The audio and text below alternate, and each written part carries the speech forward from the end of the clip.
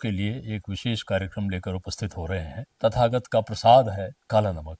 हमारे बचपन में हमारे खुद के खेत में काला नमक लगता था और जब हम लौट के आए तो देखा हमारे खेत से गायब हो गया, हमारे गांव से गायब हो गया है, लगभग हमारे जिले से गायब हो गया है। लोगों ने कहा साहब एक काला नमक चावल होता था जी और अब वो खत्म हो जा रहा है, वो भगवान बुद्ध का प्रसाद था। जी तो हमने कहा हम अब वापस आ गए हैं जी। और काला नमक खत्म नहीं होने पाएगा। नमस्कार, आप देख रहे हैं एफिडेविट लाइव। मैं हूं अधिराज। आइए अब तक की प्रमुख गतिविधियों पर डालते हैं एक नजर। उत्तर प्रदेश सम्मिलित राज्य प्रवर अधीनस्थ सेवा प्रारंभिक परीक्षा 2024 हुई संपन्न। गोरखपुर में 8,500 प्रतिभागियों ने छोड़ी परीक्षा। सीएम योगी आदित्यनाथ ने लगभग 150 फरियादियों से मुलाकात कर सुनी उनकी समस्याएं। कहा मकान इलाज उनकी सरकार की है पहली प्राथमिकता। पैडलेगंज से लेकर कूड़ा घाट तक ताल के किनारे बनाई जा रही लगभग 2.5 किलोमीटर लंबी रिंग रोड की जल्द ही मिलेगी सौगात। और अखिल भारतीय प्राइज मनी पुरुष फुटबॉल प्रतियोगिता के आज खेले गए सेमीफाइनल मैच में सीआरपीएफ जालंधर की टीम रही विजयी। और अब गतिविधियां विस्तार से। उत्तर प्रदेश सम्मिलित राज्य प्रवर अधीनस्थ सेवा प्रारंभिक परीक्षा 2024 प्रदेश के 1331 परीक्षा केंद्रों पर संपन्न हुई, जबकि गोरखपुर में यह परीक्षा 37 केंद्रों पर आयोजित की गई, जिसमें 17,088 अभ्यर्थियों को भाग लेना था, लेकिन 8,500 अभ्यर्थियों ने परीक्षा छोड़ दी।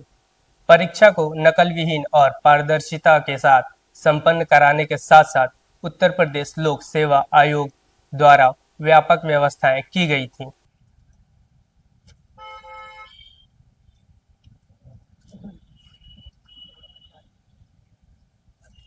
प्रदेश लोक सेवा आयोग द्वारा आयोजित पीसीएस की परीक्षा में आज गोरखपुर में 37 सेंटर बनाए गए हैं और जिसमें प्रथम पाली की परीक्षा जो है सुचारू रूप से चल रही है। हमारे यहाँ कुल 17,088 बच्चे हैं, जिसमें से 8500 बच्चे प्रेजेंट हैं और 8588 बच्चे जो है वो एब्सेंट हैं। सर, सुरक्षा के दृष्टिगत हमारे प्रत्येक सेंटर पे स्टैटिक मजिस्ट्रेट और सेक्टर मजिस्ट्रेट भी उपस्थित है। साथ ही साथ द्विस्तरीय जो फ्रिस्किंग और चेकिंग की प्रणाली थी उसको सुचारू रूप से लागू किया गया है और सभी केंद्रों पे केंद्र पर भी पुलिस व्यवस्था की अरेंजमेंट किए गए हैं और साथ ही साथ केंद्र के बाहर भी पुलिस फोर्स जो है भ्रमणशील है। पेपर बहुत टिपिकल था, जिससे काफ़ी बच्चे बताने लगे कि तैयारी में जो 10 साल से 5 साल से लगे थे उनके लिए भी कठिन था। बाकी हमारी भी तैयारी चल रही थी, उस लेवल की नहीं थी लेकिन थी तैयारी। पेपर सर सच कहूँ तो उतना अच्छा नहीं गया। जैसे पेपर काफ़ी डिफिकल्ट था अगर आप कंपेयर करेंगे लास्ट ईयर के हिसाब से, तो ये मैं मतलब इसको बहुत हाई रेट करूँगा। पिछले साल से बहुत ज़्यादा टफ है ये। पिछले 20 सालों से अगर आप रिकॉर्ड देख लेंगे तो मेरे ख्याल से सबसे टफेस्ट पेपर है ये। गोरखपुर प्रवास के दौरान सीएम योगी आदित्यनाथ ने लगभग 150 फरियादियों से मुलाकात करके उनकी समस्याओं का निदान करने के लिए संबंधित विभागों को निर्देशित किया। उन्होंने बताया कि प्राथमिकता है कि ज्यादा से ज्यादा जरूरतमंद लोगों को मकान और इलाज की सुविधा उपलब्ध कराएं। केजीएमयू से का कारण नहीं है, उससे भी तो उपचार हो सकता है। तो बोले आयुष्मान कार्ड नहीं लगेगा। आयुष्मान लग जाएगा। रामगढ़ ताल के पैडलेगंज से लेकर कूड़ा घाट तक ताल के किनारे बनाई जा रही लगभग 2.5 किलोमीटर लंबी रिंग रोड की सौगात नए वर्ष में नागरिकों को प्राप्त हो सकेगी। इस बात की जानकारी जीडीए वीसी आनंद वर्धन ने दी है। उन्होंने बताया कि इस रोड के बन जाने से नागरिकों को जाम की समस्या से निजात मिल सकेगी। हमारा एक रिंग रोड वाला जो प्रोजेक्ट है जो मोहद्दीपुर को बाईपास कर रहा है, उसका हमारा प्रयास है कि जनवरी में हम इसको फंक्शनल कर दें। 2 लेन का कार्य इस पर ऑलरेडी हो चुका है। साथ ही साथ सहारा स्टेट साइड में हमने काम शुरू कर दिया है मिट्टी डालने का, और हमारा प्रयास है कि अगले 5 से 6 महीने में उस रोड को भी हम लोग फंक्शनल कर लें। शहीद रविंद्र सिंह स्मृति प्रतिभा खोज परीक्षा में लगभग 7,000 बच्चों ने भागीदारी की। यह आयोजन आज चौथी बार आयोजित किया गया, जिसमें कक्षा 6 से लेकर 12 तक के विभिन्न विद्यालयों के छात्रों ने भाग लिया। परीक्षा का रिजल्ट आगामी 8 जनवरी के बाद घोषित किया जाएगा।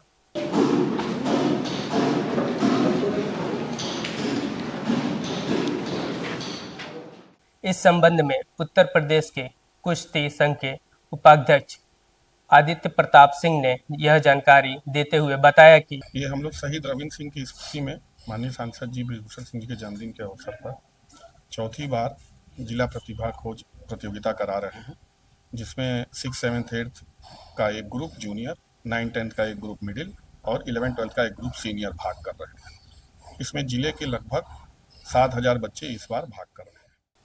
आगामी कुंभ मेले के संबंध में पुलिस व्यवस्थाओं को लेकर अलग अलग पुलिस विभागों को जिम्मेदारियां सौंपी गई है। जीआरपी ने भी अपनी पूरी लाव लश्कर को तैयार कर रखा है। तैयारियों के संबंध में एसपी जीआरपी संदीप कुमार मीना ने कहा कि यात्रियों को किसी प्रकार की दिक्कत न हो, इस बात का ध्यान रखा गया है। कुंभ मेले को ध्यान में रखते हुए गोरखपुर अनुभाग जीआरपी गोरखपुर अनुभाग द्वारा व्यापक स्तर पर हमारी तैयारी की जा रही है और तैयारी ये हमने करीब कुंभ मेले के शुरू होने से करीब 1.5 महीने पहले से ही हमने तैयारियां शुरू कर दी थी। तैयारी के मद्देनज़र हमने जो हमारे मेन थाने हैं, करीब 11 थाने 8 चौकियाँ, उसके अलावा हमने 20 अस्थायी चौकियों का निर्माण करवाया जा रहा है ताकि श्रद्धालुओं को किसी भी प्रकार की कोई परेशानी ना हो। उनकी सुरक्षा को ध्यान में रखते हुए एएस टीम, बीडीएस टीम और उसके अलावा हमारे डॉग स्क्वाड भी एक्टिव रहेगा। उसके अलावा हमें मुख्यालय से करीब 350 के आसपास फोर्स मिला है, जिसमें सब इंस्पेक्टर्स भी हैं, इंस्पेक्टर भी हैं और हेड कांस्टेबल्स भी हैं, महिला सब इंस्पेक्टर भी है, महिला कांस्टेबल्स भी है, होमगार्ड भी के भी जवान हमें मिले हैं और उनको सभी को जो हमारी अस्थायी चौकियाँ बनाई जा रही है और जो हमारे कुंभ के मेले में जो सबसे व्यस्त रेलवे स्टेशन रहेंगे उस पर हमारी एक्स्ट्रा फोर्स रहेगी। उसके अलावा हमारे यहाँ क्यूआरटी टीम भी बनाई जा रही है जो 24 आवर्स एक्टिव रहेगी। अखिल भारतीय प्राइज मनी पुरुष फुटबॉल प्रतियोगिता के आज सेमीफाइनल मैच खेले गए, जिसमें सीआरपीएफ जालंधर और कामाख्या बिहार की टीमों के बीच मैच खेला गया। पेनाल्टी शूटआउट के माध्यम से सीआरपीएफ जालंधर की टीम विजेता बनी।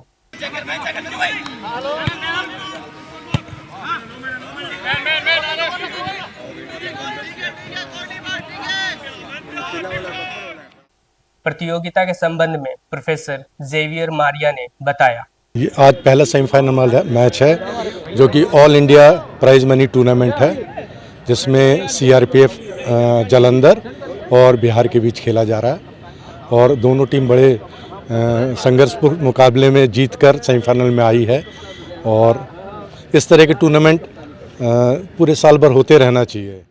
आज के लिए बस इतना ही। तब तक के लिए देखते रहिए एफिडेविट लाइव। धन्यवाद।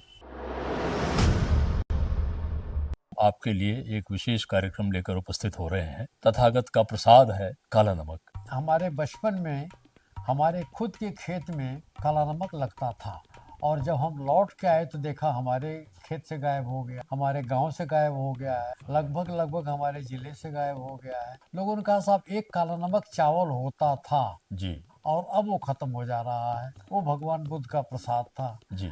तो हमने कहा हम अब वापस आ गए हैं जी। और काला नमक खत्म नहीं होने पाएगा।